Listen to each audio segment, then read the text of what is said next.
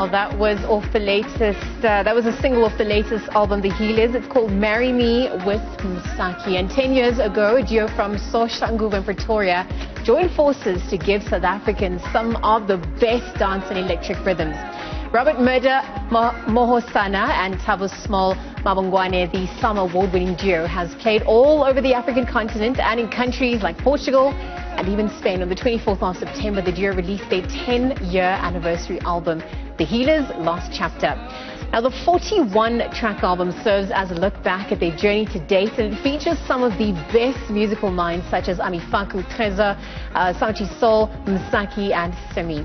Robert Murda, Mahosana and Thabo Smols, Mabogwane join us now in studio to tell us a little bit more about their journey and album to date. A very good morning. Thank you for joining us here at Weekend Zone. Congratulations, firstly. I mean, this is the 6th album. Fans have waited bated breath, and you have delivered. I mean, just looking at the evolution of your sound, just even the title, The Healers. What does this latest project encompass for you? Yeah, I think this album is 10 years of black motion in our body of work, that we really wanted people to understand that, yeah, black motion is black motion and this is the sound. So, I mean, I would say this is like the efforts of like the whole of 10 years in one album. I mean, like, yeah, in one album, but 2 discs. So, yeah, man, it's just our work in one piece of art. 10 years of black motion. And for you, Murda? Yeah, same. Yeah, so this bit of work, like, we wanted to put all our experiences and emotion into one and then celebrate this moment. And, I mean, it features 41 artists and it's like the top artists for that matter. Just looking at that process though, I mean, as an artist, I can only imagine the vulnerability that has to go into that. So looking at the preparation, the process, the creative process you both had to undergo to unearth this project, what did that look like for you upon releasing it this month?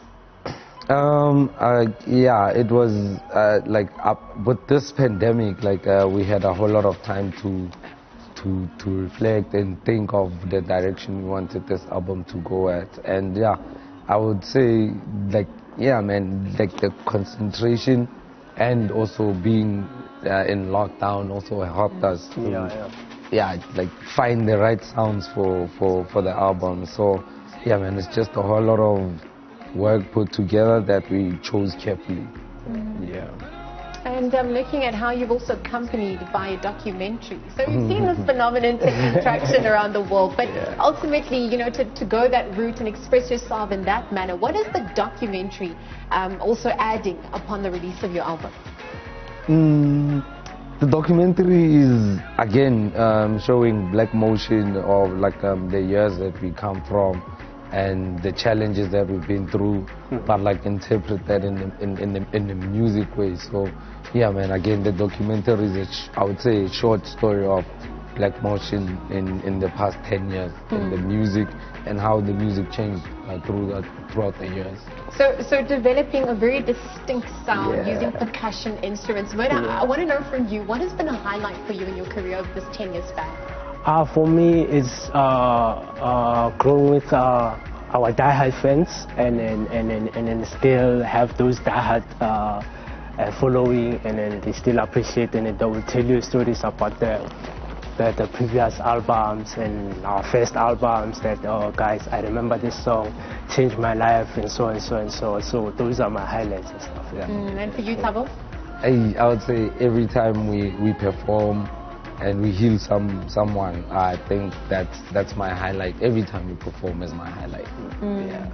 That caption that you put on the last, I know, the last album, many people, this has literally caused a lot of reaction to social media. People are asking, are you guys going to split up? Are you going to go on your own, pursue your own endeavors?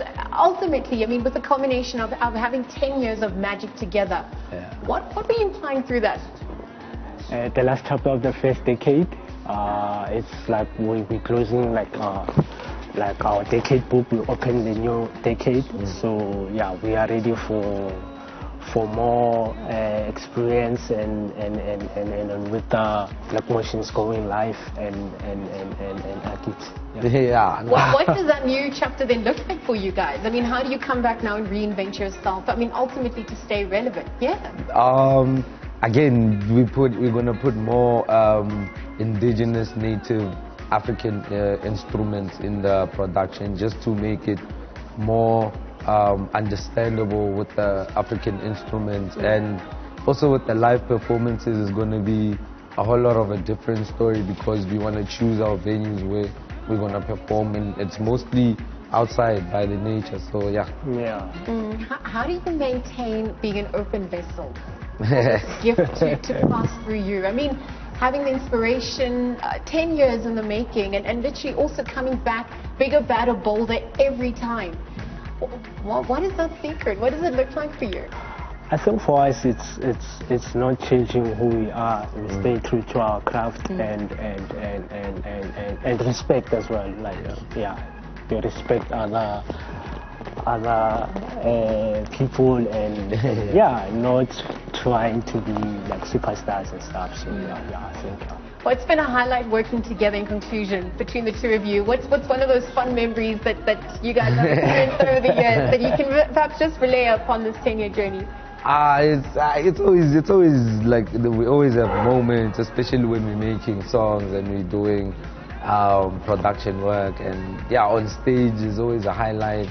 And always every traveling overseas, at the airport moments, and then So you can write a towel book soon then.